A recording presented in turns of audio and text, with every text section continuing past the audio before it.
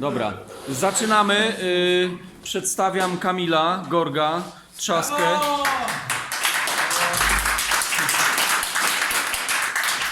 Autora fajnych silników gier dla Atari, no i gier w ogóle dla Atari 8-bitowego. No i dzisiaj temat właśnie będzie jaki? Silnik 3D na Atari. Silnik 3D na Atari. No to, że tak powiem, słuchamy. Na 2600 czy na... Na naszym. Na 8-bitowe Atari X. Na nasze polskie Atari. XLXE. Tylko pytanie, czy nie ma problemu ze względu na François, żebym po angielsku mówił. François. No, I don't want to. No problem. I guess everyone understands English. Okay, Speaking English, it will be accessible for English-speaking people all around the world. Yeah, okay. My English is not so good, but I suppose you will understand me. So yes. We have to. English is well understood when it's badly spoken. Yeah. There's several kind of English. French English, Duncan, Krzysiu, a Krzysiek, podpisałeś się na koszulce? No a widzisz. So, as an introduction, I would like to thank Krzysztof for inviting me to say something about my engine. And first of all, I would like to ask you not to publish any footage of this engine because it will be the part of the demo on Sylventure Party. Okay? So, not to publish before Sylventure. Before Sylventure. Okay. So I began to, well, first of all, I would like to say that TDC told me 10 years ago. So the guy who is... I don't remember. Oh, this one. I would like to give a shout out because he told me one trick on Atari that you can easily show different size of lines just by modifying the display list of the Atari computer. So I decided to I use it a couple times in my demos, and now I was experimenting with 3D graphics and thought that using this this horizontal way of drawing will be much faster on Atari because of the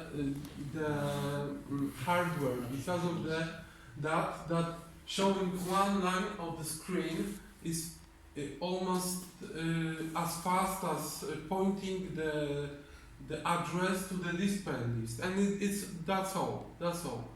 So if you want to draw for example, if you want to draw a complex lines, whatever you want, you just point to the display. Maybe I will explain what the display list is. Display list is marvelous invention of Atari constructors because it's not present on any other 8-bit computer. It allows you to give to enter address of the current line address in the memory. It has no limitations. So if you want to draw, for example, this kind of line, you just enter the next addresses from the memory to the display list. So for example, all you got to do is to calculate the biggest lines down to the smallest ones, and just use it in your program just to point to display list what should be drawn. I guess is it understandable? Yes, of course. I understand that you can do the start of. So when you actually poke give the address, you can also say in what position in X and Y of because and how do you set the length of the line? Yeah, the length of the line is Is that pre-calculated, you You have know? a triangle in the memory. Oh, so you've got Yeah. to try. The correct line from the Yeah, memory and and display this line. Big Okay. shout out to TDC who 10 years ago told me about this method. And yeah, first of all, well, when I came here by the bus to the Warsaw, I live 70 kilometers from Warsaw. I thought that this lecture could be also educational for people who want to involve in 3D graphics on 8-bit computers and demo making, whatever. I guess that thanks to the recording, it will be accessible for more people. And so basically I would like to explain how to do 3D graphics, simple 3D graphics on Atari. So basically, let's start with the, I will try to not bore you. It's 7 o'clock, I guess 30 minutes at most I will be talking. So yes, basically the basics of the 3D graphics is trigonometric functions. It's all based on this notion that you have sine and cosine functions. And what it is, it's actually non-linear way of calculating next numbers. If we have, let's say, linear way of calculating next numbers is 2, 3, 4, 5, 6, 7, 8. It's the same step between another numbers. And when we want to calculate a non-linear way, we've got this factor that changes every iteration. So for example, 2, 2, 2, 3, 3, 4, 5, 6, 8, 10, 12, 20. This is not a linear way of calculating, and sine and cosine functions are based on this notion. And it's simply the first thing that 3D coders should know, that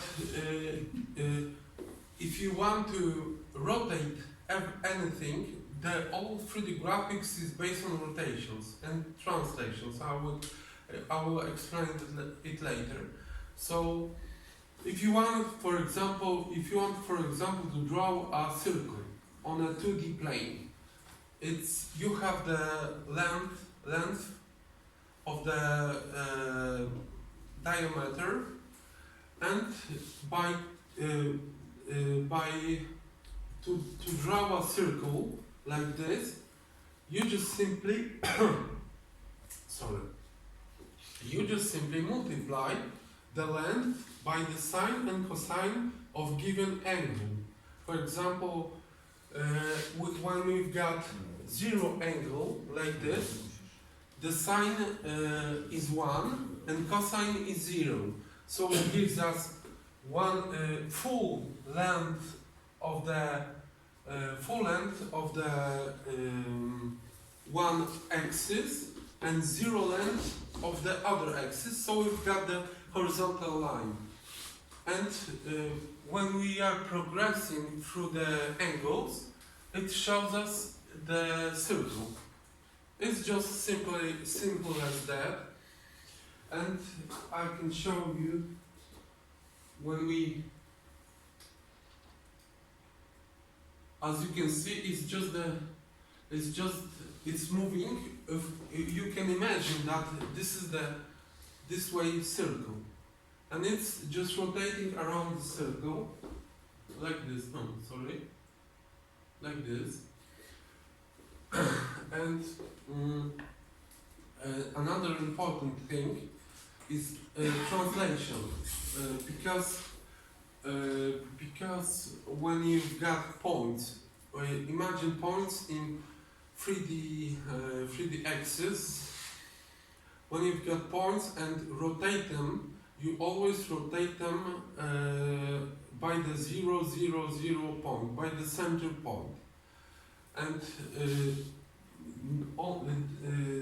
by using just rotations, it would be impossible to scale, to move objects. And when you move object, for example, this box, it changes, for example, like this. It changes the way it's rotated.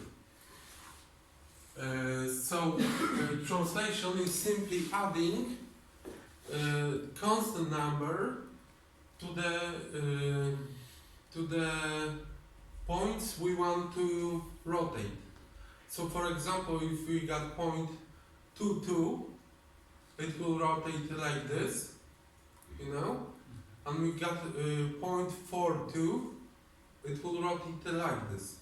So the rotation changes. Those are two basic, you know, fundamental laws of the 3D graphics, and that's all you got to understand. That's all you got to understand when trying to implement it in any computer.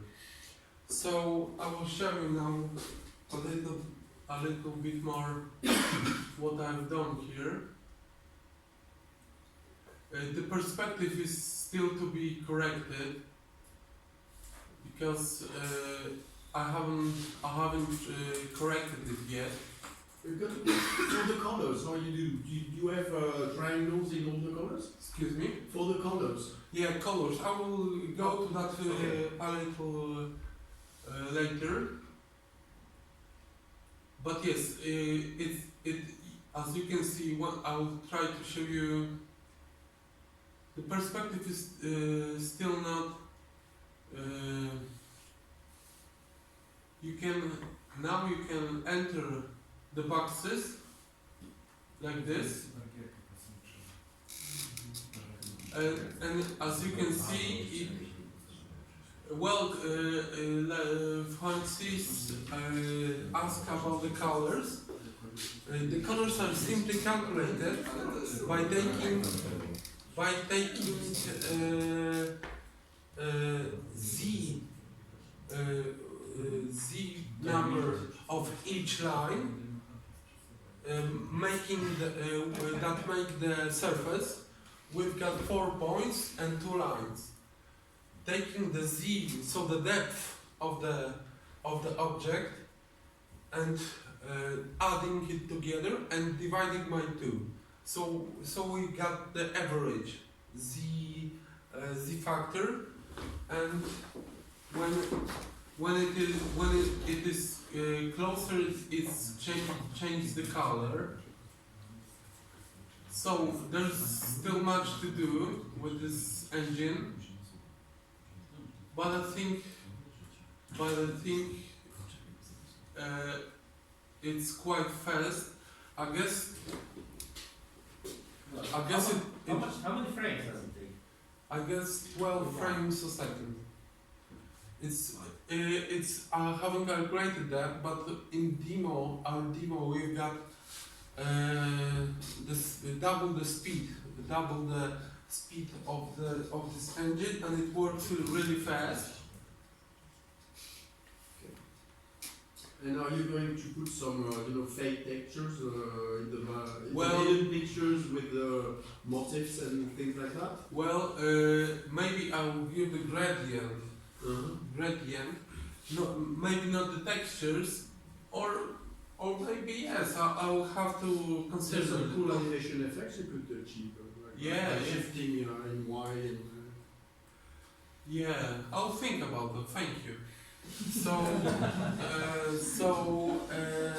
Now I would like to tell a little bit about how to speed things up when calculating these things. So first of all, you have to dismiss all the points that are out of the certain distance, because and not to draw them. If you can see that this platform this shows only when it's shows right here, because it's dismissed when it's too far from the camera. Yeah, and first thing is to dismiss all the points which are out of range, and it's necessary because when you have a scene like 100 points, 100 lines, or 50 planes or squares, as you wish. The most time-consuming operation is rotating, because there are several multiplies, and it takes a lot of time. So to avoid that, you only rotate the points which are in the scope, which are visible. So it cuts down the calculations very good. And next thing you've got. Do you do any pre-calculations? No. No. Sinus cosinus. How do you multiply? It's actually the library. You make a table of So total. using square tables, yes? Yeah, square Okay. tables. Yes. But it's still time consuming when you've got 50 points. Yes, of course. How much memory does it take? I mean engine, full engine. Full engine is quite small, because all you need is 2 kilobytes of pre-calculated multiply tables and like 4 kilobytes of pre-calculated lines. Yeah, and that's all. Altogether it's 10 kilobytes? 8 kilobytes. 8. 8 kilobytes the source code, and altogether it's like 12 kilobytes maybe. Yeah. So another thing that you have to do after dismissing the points that are not drawn are another thing is doing sorting of the layers. For example, when you've got box, there are in the scope there are 4 layers. This one, and 2 behind them, because it's a box, right? So if you want to dismiss and not draw the layers that are not visible, you have to first sort and draw layers in the order from the one which are nearest to the camera, and so on, and to the farthest. So for now, there are only 2 layers drawn, and now 3, and now 4.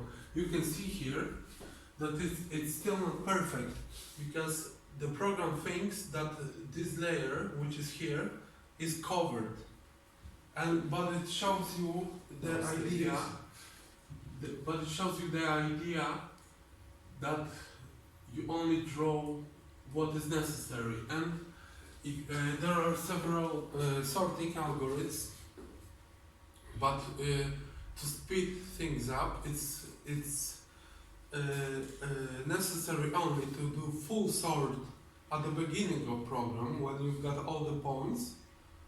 You do the full sorting, so nearest points at the beginning, and so on, and then each move of the camera makes 3 sorting passes through the whole table of points, 1, 2, 3. So I mean each and every time you change the camera or move, It goes 3 times through the table of pawns, and thanks to this, you only draw the necessary layers.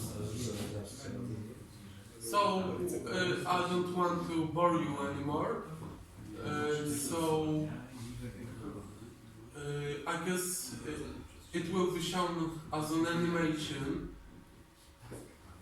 in our upcoming agenda demo. But in the future, I would like to polish it and to make it more pleasing and realistic. And who knows, maybe there will be some game out of it. And I think it's all. Yeah. Thank you very much. Is it imaginable to use interruption to change the display list in the middle of the picture, to have like a switch in the middle? Yeah. Actually, it uses the display list interrupts for the colors. For the colors, like here, when you see the 2 colors, and you see the moving. If you look closely, you see the moving line, and this is the flickering line. This is the interruption. But I mean vertical, in the middle, vertical middle, I have a half left. No, it's not impossible. possible. It's impossible. Okay. It's It would be nice. Count the seconds and wait for this part. There are several gimbals, then 2 times in the line, the graphics modes are changed. Okay, so it is possible. So this is possible, but you have to actively count.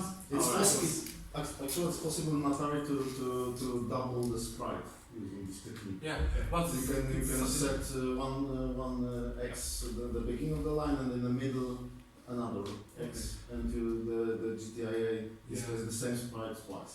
you can also change the display mode by splitting the screen into couple display modes.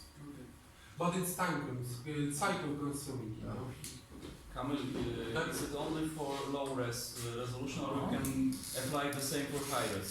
It's Or no it's problem. different? No problem. This uses the resolution 160 on on 120. So it's square pixels, but it can be applied in a high res as well. The same speed? No, double slower. So it's possible to use Rapidus, for example. Yeah, no problem. Okay, any questions? Okay, dziękuję. So thank you very much.